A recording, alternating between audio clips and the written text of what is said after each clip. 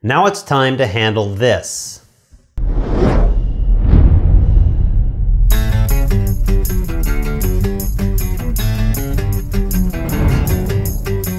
In Focus Part 1, we covered the basics of getting sharp focus before you hit the record button. Focus Part 2, we covered autofocus, some different ways cameras handle this. If you haven't watched these 2 episodes, please do so you can follow along. Let's assume you want to film real stories and make them look cinematic. You need to be able to tell the camera that you want everything in a shot in focus, like filming a cityscape, or that you only want the subject in the shot in focus and everything else around it blurred out, or anything in between. That's called depth of field. Let's look at this. Here's your subject. You focus on the subject with your camera. Now your depth of field is how far in front and back things will remain in focus. You won't care that much if the subject doesn't move. If the subject moves out of this field, the subject starts getting out of focus. Now let's say you set your lens. You have a very short or shallow depth of field. Everything not in this field length will get blurry the closer or further away it is from the lens. Now let's set your lens to have a very long or deep depth of field. A lot more will stay in focus because the length of the field is longer. This allows the subject to move forward and backward, lots of movement before they go out of focus. Depth of field is controlled by setting the aperture setting on your lens. Simply put, the higher the aperture setting, as in 20, the more depth of field you get and the more stays in focus.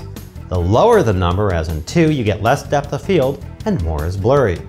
In this photo, I can immediately tell it was shot with a larger aperture setting, giving it a deep depth of field. A lot of it's in focus. And in this photo, the camera is set at a really small aperture setting. I can tell it's got a really shallow depth of field. The subject is in focus and the background's really blurry. Same in this photo. Since the depth of field is both backward and forward from where you focus, the subject is in focus and the foreground is blurry. Okay, I'm not going to go into all the technical details of aperture. There are so many resources for studying aperture, its mathematics, what it means, the numbers, why they are that way, how this controls depth of field, what the little f value on your lens means, and on and on. In addition, there are many different cameras and camcorders, and each has its own way to set the aperture. Some have the aperture setting on the camera, some have the aperture setting on the lens.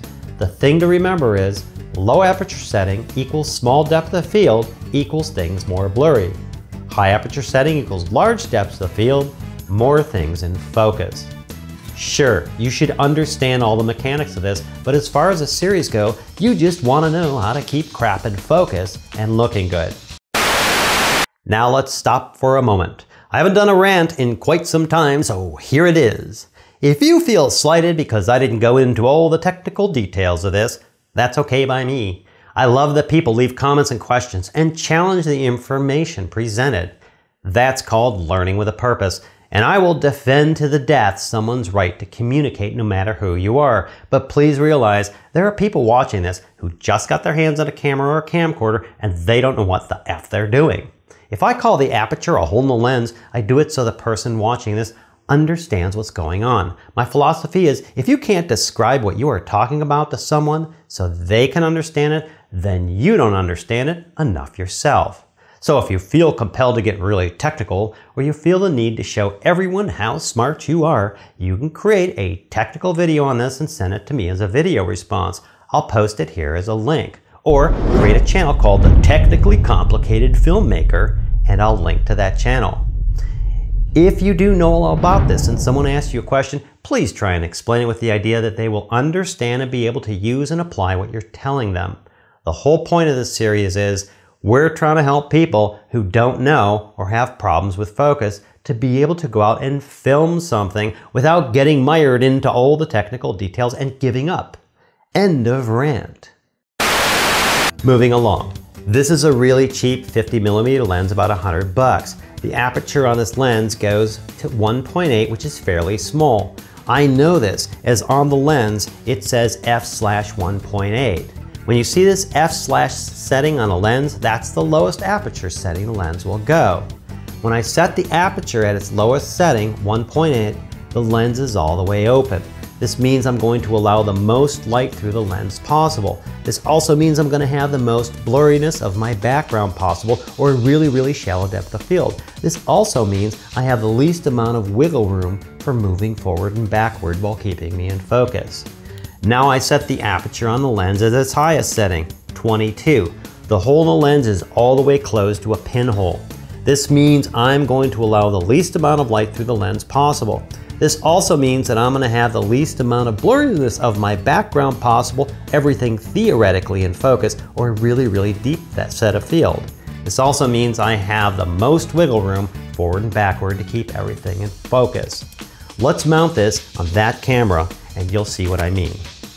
Okay, I'm focused on my eyes. The aperture is set at 1.8, giving me a lot of blurry background. In other words, a really shallow depth of field. Now watch what happens when I move forward and backward. I'm at 4 feet away from the camera. On my camera with this 1.8 setting, here's the math. The depth of field at the setting is about 2.5 inches.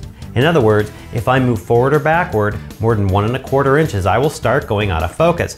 That's not a lot of wiggle room. Now let's set the aperture to 4. On my camera with the aperture at 4, the depth of field at this setting is almost 6 inches. That's better with more wiggle room. If I move forward or backward more than 3 inches, I will start going out of focus. Now let's see the aperture set at 11. The depth of field at this setting of 11 is almost 16 inches, giving me a lot more wiggle room to move around. Now I could actually use an aperture setting of 4, which gives me 3 inches on either side, and get away with it. Why? Because things will start to go out of focus at that 3-inch mark and gradually get more and more out of focus as the distance increases. In other words, it's not like I move 3 inches and all of a sudden I'm blurred out. It's gradual, which is why I call it wiggle room. And that's why you focus on the eyes. If something else, like my hands, is a bit out of focus, it won't matter, as your point of interest, in this case a person, my eyes, are going to stay in focus. This is something you practice with until you get a feel for it. One way is to lay a measuring tape on the floor from your camera to the back wall, set an aperture on your camera, focus on an object at a certain distance, say 4 feet, and hit record. Then stand 4 feet away and tell the camera how far you are at, what lens you are using, and what the aperture is set to. Then move forward and backward as you call out the distance you've moved on the measuring tape. Then try a different aperture setting and do the same thing. When you review the footage, you'll get what's happening and see how much wiggle room you have with the lens that you have on the camera and your camera. As far as these depth of field numbers, one online resource is DOF Master at dofmaster.com. They have an online depth of field calculator, as well as iPhone, Android, Windows, and printable charts you can use to get these values for your particular lens and camera. These can be really handy when you're on a shoot. Lastly, a couple of words when setting your aperture for depth of field and focus. If you take a look at the depth of field calculator I mentioned, you'll discover that you get a longer depth of field the further you are from the lens. In other words, the depth of field gets bigger and you have more wiggle room or more in focus the further away the subject is from the lens. For example, using my 50mm lens at aperture 1.8, if I set up 1 foot away from my camera, I get a depth of field of 1/8 inch. It's not a lot, but great for very tight close-up shots and gives a great blurry background. You could probably focus on my eyes and the tip of my nose would start going out of focus as I moved. Now by simply moving my subject to 4 feet, my depth of field is nearly 3 inches. At 8 feet, I get almost 12 inches. And remember that you have forward and backward wiggle room on these numbers, as this is where it starts losing focus. There is no way I need an aperture setting of 1.8 while filming me sitting here. For example, right now I'm at 4 foot from the camera at a 4.0 aperture, which gives me nearly 6 inches of really sharp focus. But I have some wiggle room on either side before the image becomes unacceptable. Next, you may be tempted to set the aperture to something ridiculous like 22, so everything is in focus all the time. Well, you pay a penalty for that. For one, you're always going to film like that. You might as well just get a camcorder or a camera with a fixed zoom lens that gives you constant deep depth of field, and forget trying to get anything that looks cinematic or visually compelling. The second, as I mentioned earlier, is the bigger the number, the smaller the hole in the lens, meaning the least amount of light will be coming through the lens.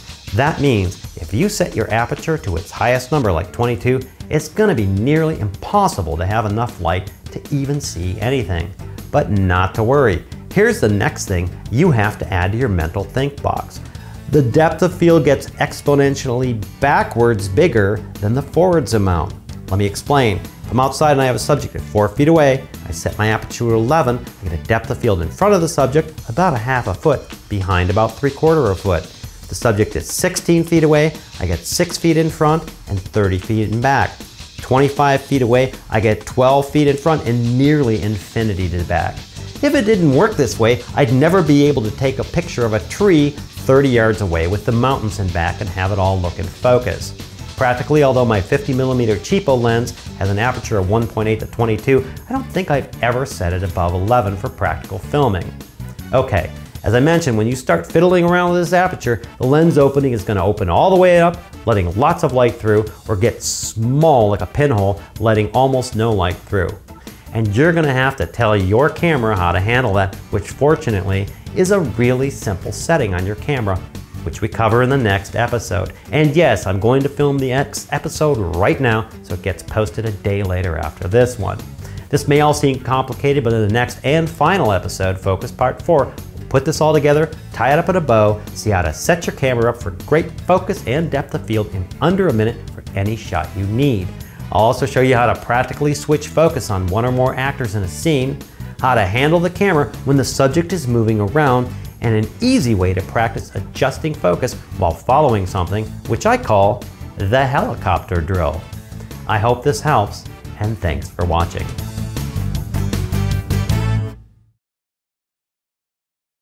Fly! Fly, damn you, fly! Come on, fly! You can do it, fly!